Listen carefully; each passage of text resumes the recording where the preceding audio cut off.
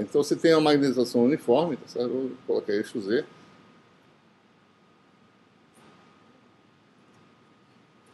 Magnetização constante de todos os pontos, né? Você tem um caso em que a magnetização é dada, né? Uma constante. Certo? Esse problema dá para calcular o vetor B tanto no eixo Z como na origem, né? Na origem é mais fácil, no eixo Z dá um pouco mais de trabalho, mas dá para calcular também, certo? Então vou calcular na origem, né? No eixo Z, talvez na prova vocês façam isso aí, certo? Então veja, esse é um problema, certo? E que, se você olha para aqui, essa figura ela não tem simetria de rotação, certo? Observe, né? Se eu rodar essa esfera, ela muda se eu estiver calculando o campo nesse ponto, eu rodar a esfera, eu tenho outro problema diferente, certo? Porque a minha magnetização roda, certo? Não posso usar nenhuma lei de Ampère, nada de alta simetria, porque esse problema não tem, certo? Eu não consigo achar o caminho em que H seja constante para colocar para H, por exemplo, certo? Poderia fazer isso, né? Eu posso saber propriedade da circulação de H, mas não posso saber H em cada ponto. Eu não sei, né, um caminho em que H projetado no caminho seja sempre constante. Porque isso não é um problema de alta simetria, tá certo? Então, a única forma de calcular problema que não tem alta simetria, ou usar a formulação diferencial, que ele não usa no curso, a gente sempre calcula por integração, certo? Formulação diferencial é ter uma equação diferencial tipo Poisson, né? Ele não faz isso aqui, certo? É um pouco mais avançado para o nosso curso aqui. Então, a gente pode fazer por integração. E a única lei que permite calcular o campo em qualquer situação é a lei de Biot-Savart. Certo? A lei de Ampère não, a incógnita está dentro da integral. Então, é Biot-Savart. Desde que eu saiba quais são as correntes nesse problema, certo? Então, essa é a questão que vocês precisam entender quando se deparar com um problema desse tipo. Né? Em algumas outras situações, eu vou fazer um exemplo aqui, você pode usar a lei de Ampère, certo? O problema vai ter alta simetria, você vai ver que é fácil de calcular. Aqui não você não tem essa alta simetria, tá certo? Bom, então a gente precisa, para poder calcular o campo B por Biot-Savart, precisa saber quem são as correntes do problema, as correntes da matéria, as correntes de magnetização. Então, o que é a corrente de magnetização de volume? Né? Que eu acabei de falar que é a rotacional de M e a de superfície.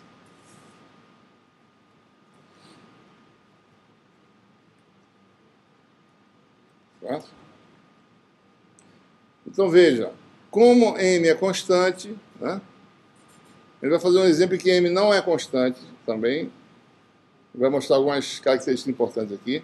Mas como M é constante, diretamente seguido a zero. Né? Certo? Então, a corrente de magnetização que existiria no volume não existe, é zero. Certo? Então, esse problema é que não vai ter corrente de magnetização de volume. Né? E na superfície? Você vem aqui na superfície, pega uma normal qualquer. Deixa eu pegar uma normal. Vou botar aqui para poder... Vou subentender um ângulo θ, né? Em relação ao eixo Z. A normal é o vetor radial de esféricas, né? Então, N igual a R. Para me calcular a corrente de superfície, né?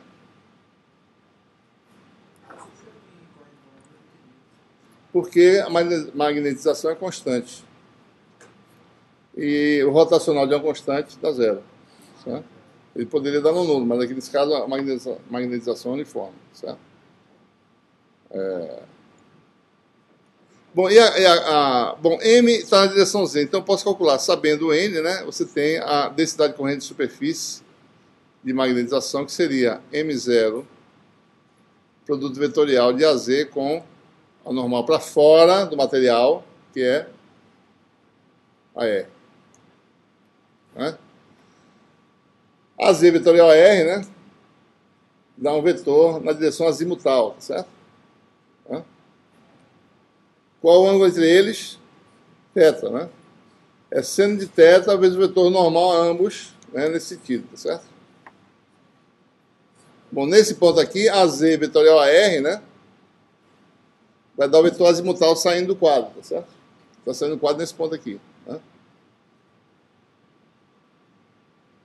Se fosse aqui, daria o vetor azimutal que está entrando no quadro, certo? Né? Mas dá sempre o afim, certo? Então é sendo o ângulo, o vetor no sentido da regra da mão direita, né? Então isso aqui vai dar M0 seno θ afim. Então existe uma corrente de magnetização equivalente aí, de superfície, né?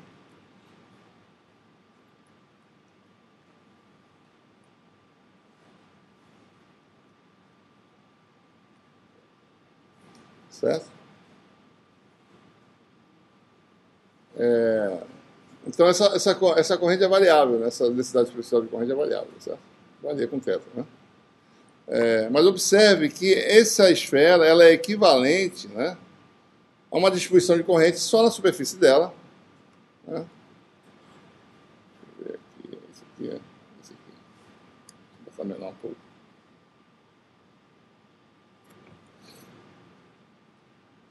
É como se você tivesse aí várias espirazinhas, né? Porque a corrente circula assim, desse jeito. Né? Tem a coisa na superfície da esfera, isso é como se fossem várias espiras, tá certo? Com corrente circulando aí na borda, na superfície da esfera. Certo? Com uma densidade variável, né? Aqui, por exemplo, a corrente é zero, né? Tem a circulação, aqui é zero a densidade superficial. Em θ igual a π sobre 2, você vai ter um valor máximo, que é M0, tá certo? Depois cai para zero de novo. Né? E observe que é sempre seno de θ, então é sempre, se a corrente está entrando no quadro aqui, tá certo? Entrando no quadro aqui, entrando no quadro aqui também. Né? Porque o seno de θ não muda de sinal de 0 a π. Né? Então, temos a distribuição de corrente, a gente pode calcular pela lei de Biot-Savart. Quem é o campo no eixo Z?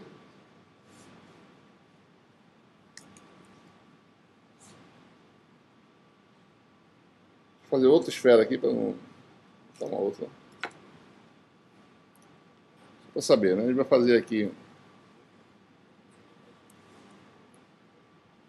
São sempre para cima, bicho. Nossa.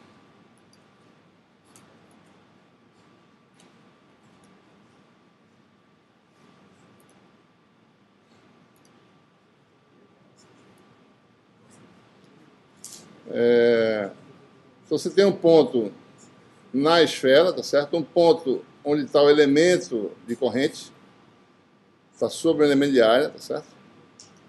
Um ponto variável aí, tá? E você quer calcular, por exemplo, o efeito magnético num ponto do eixo Z. Então esse aqui é o vetor que define o elemento de área da lei de Biot-Savart, tá certo? ds', né? Aqui está o vetor x'. E um vetor no eixo Z, em qualquer lugar, dentro ou fora, vai ser o vetor x. Né? Então a lei de Biot-Savart precisa, vamos botar a lei de Biot-Savart aqui, tá certo? O campo B de uma corrente superficial, numa superfície S, nesse caso, a superfície S é a superfície da esfera, que é fechada, vai ser integral de superfície. Né? Aí aparece o quê? μ0. O que mais? A corrente é quem? Km, né? Vetor, tá certo? Produto vetorial com quem? X, que é o ponto de observação, menos x', que é o elemento de área.